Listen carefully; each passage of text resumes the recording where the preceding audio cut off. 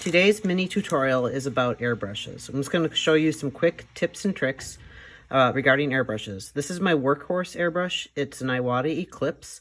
This is a top feed, meaning that the paint comes in through the top, and it's a dual action airbrush, meaning that you push the trigger down to release the air, and then pull it back to change the size of the flow. There's dual action and single action airbrushes. I find that dual actions are a little bit more versatile, but they're also harder to clean, so it's kind of a trade-off. Here's a quick tip. It's about painting. So I've loaded up my airbrush with some paint. You can see it's right there. It's just a dark gray. I don't always paint with the cap on my airbrush, but you really should, because if you tip it, it prevents it from spilling. It's just a minor thing, but it can make your life a lot easier. So to start with, here's your airbrush. This is dual action again, and I'm going to turn on my compressor. All right, so the way an airbrush works is you push down on the trigger, that releases the air, and then you draw the needle back, and that's what pulls it back and leaves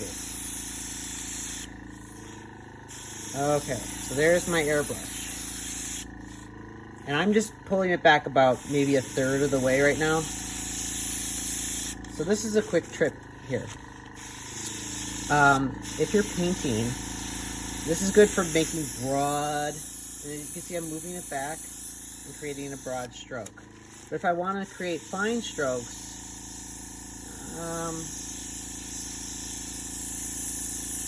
I can only get about that fine. I'm going to try lowering the pressure a little bit.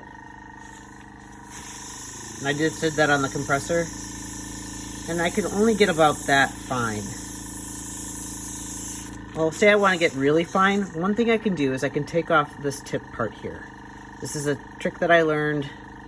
It's very useful. I just wiped off my excess paint there. That's what I was doing. Now, if I wanted to, I can get micro lines.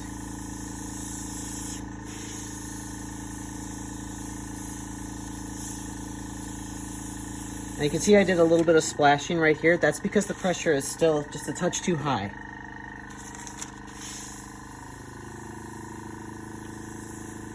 There you go. So that goes from this size line to this size line.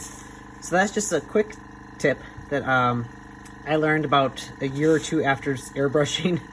And most people know it, but in case you didn't, that's just very helpful for doing detail work.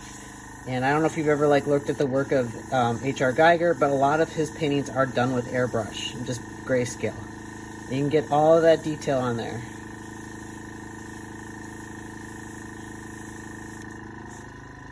All right, next I'm going to show you how to clean your airbrush and take it apart.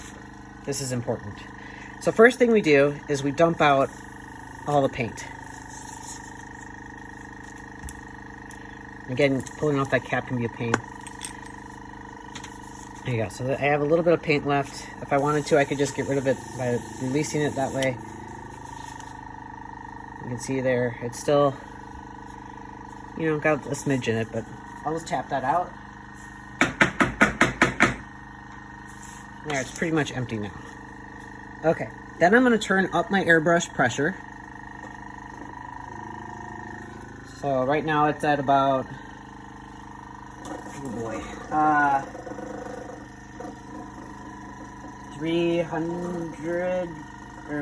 30,000 PSI, I think. So you can see it's a lot more pressurized right now.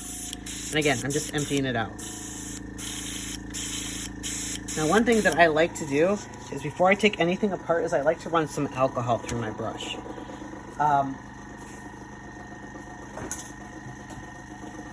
Best way to do this is with a squirt bottle.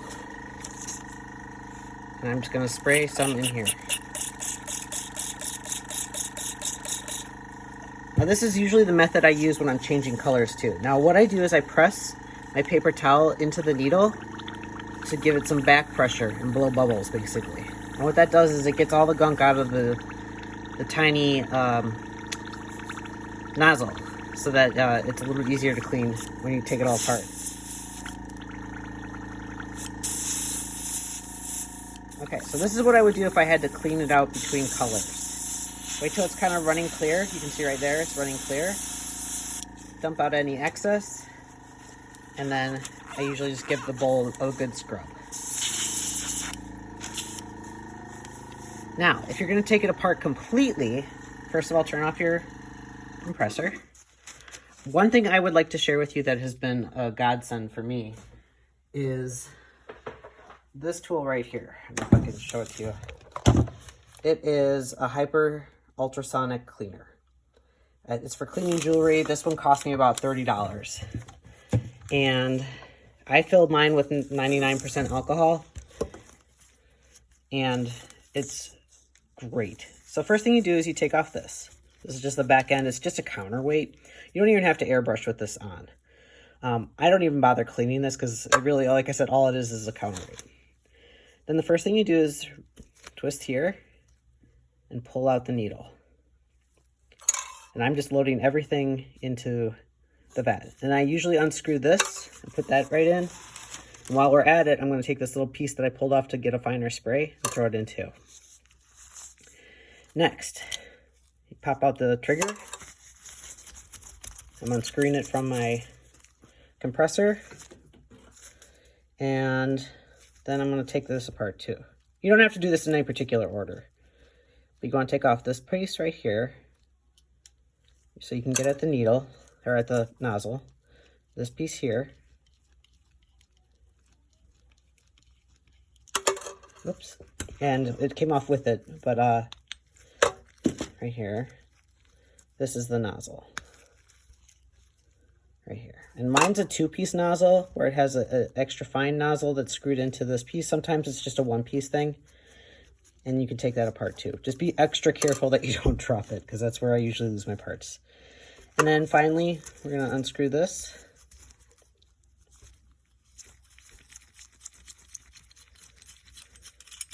Pull it out. There's a spring there. Don't lose that. If you do lose it, I have found that a clicky pen spring can easily replace this if you don't want to have to order new parts. And then the trigger. And then pull all that in there. You're going to cover it up. And then plug this in. Oops, sorry. And right now it's just set for 2 minutes. Depending on how dirty my airbrush is, I might run it a couple times. What that does is it creates ultrasonic vibrations. You can see there's little tiny bubbles coming up. Creating little bubbles that will help clean everything. Let that run its cycle. Alright, now that the ultrasonic cleaner has finished its cycle, we're going to take out all of our pieces. And I like to take them out 1 piece at a time so I can get them good and scrubbed. So we're going to start with the body, which is this piece right here. Now, you can buy a little cleaner set like these online. I got this from Amazon. You can find it at your local hobby stores usually too. You're only really going to use these 2 fine-sized bristles. And then you're going to stick it in here. So that's where the nozzle would go. And you're going to push it so that it goes, here if you can see it, goes through, sorry, I'm trying to look up there. And give it a good scrub. Now you can see I was using orange paint here. You can see it all globbing up. The nice thing about using the alcohol is that if you're using acrylic paint, it kind of causes it to turn into a big globby mess, which makes it easier to clean out. And I'm just getting in there and giving it a good scrub. And you can see I'm getting all the way over to, I don't know if you can see it, right over here to where the nozzle, or to where the trigger goes. Then to give it a good scrub, I use this tool, again, which came in my pack with these tools. It's just a little thing. You can also use a toothbrush. And I'm just giving it a good scrub in there.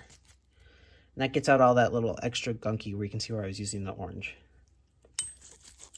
And you just basically go back and forth. Sometimes I'll pick up a little bit of, swish it around in some alcohol, and then go at it again.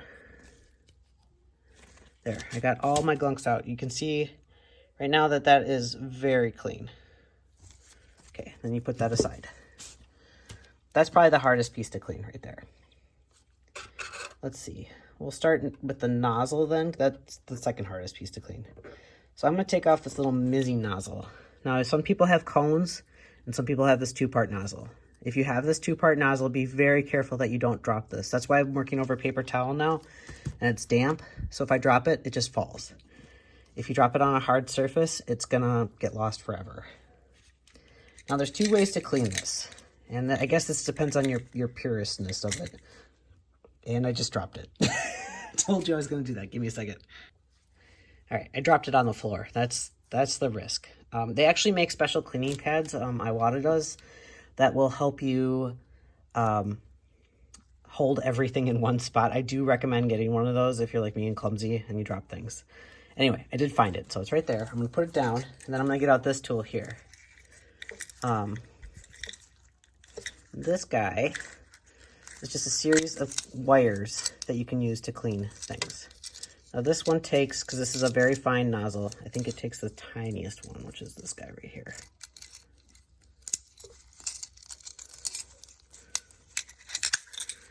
All right, and then I'm just gonna hold it so it's like that, and I'm gonna use this, and I'm just gonna basically scrape it around the edges.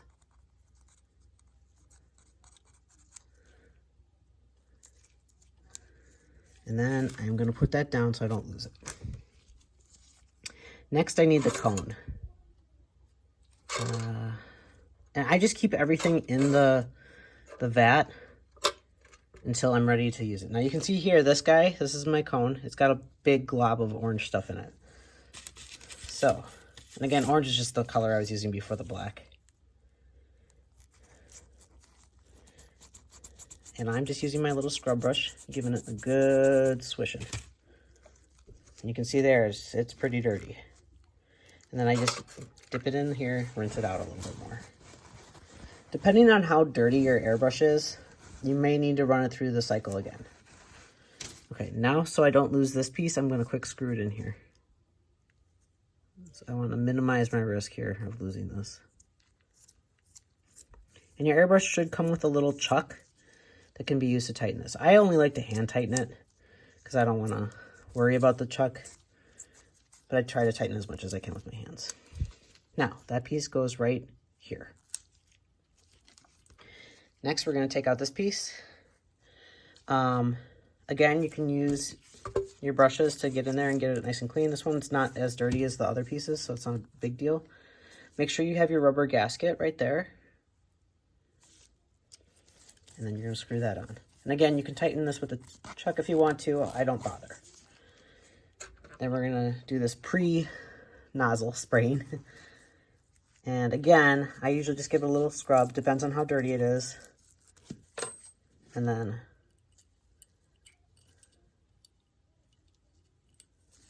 right there. There we go. Next, I got this nozzle shield. I'm just going to get all that dried paint off. And again, the alcohol kind of causes the paint to become rubbery. This is, again, acrylic. So it makes it easier to pull off.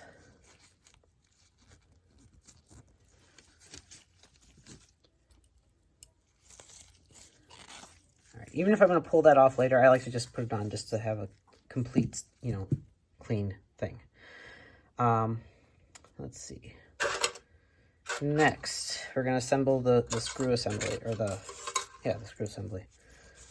You need the spring, this long piece, and this guy. Now, this one I do like to run my tool through, just to make sure that I got all the paint out of there, because sometimes it gets trapped in there.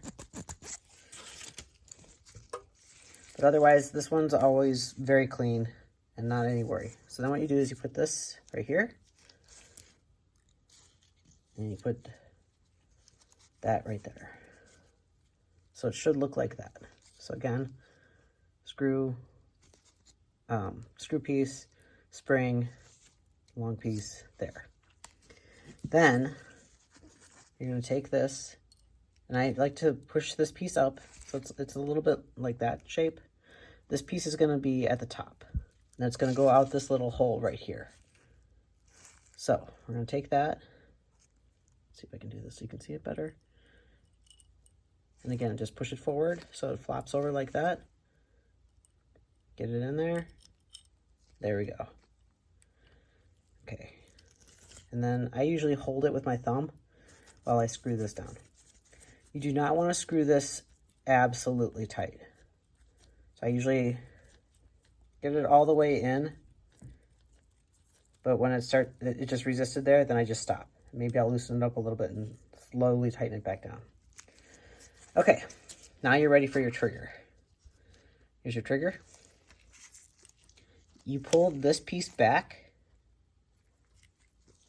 and then flop that little, might have to wiggle it a little bit, that piece up. And then your trigger goes right in that hole. So the trigger flops that way.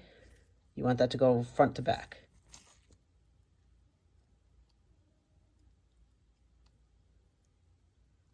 There we go. And you're going to feel when that little dangly piece goes down into the hole where the air hose connects.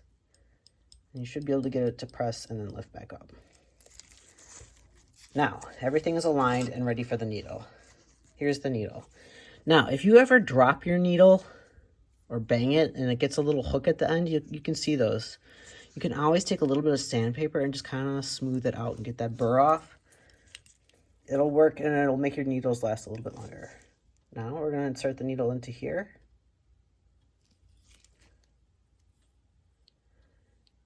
And insert it all the way to the end. And then get this little screw piece, put it on there. Now, I usually like to kind of pull my needle, just get it so it touches this part. You'll feel the resistance, and then tighten it. I don't want it to be pressed up, butted up right against it. And then your counterweight, and your cap. And you are ready to rock again. So that's just a quick tutorial on airbrushes. If you have any questions, please leave them below and I will try to address them as quick as possible. We will tackle single action airbrushes at another time. But for now, this is just a dual action airbrush. I use an Iwata, but Badger makes good ones. Pache and Iwata. Those are the three big brands. And then there's some like little brands that sometimes you can get a good airbrush out of. These ones are easy to find parts to work with though, so that's why I recommend them. Thank you for watching.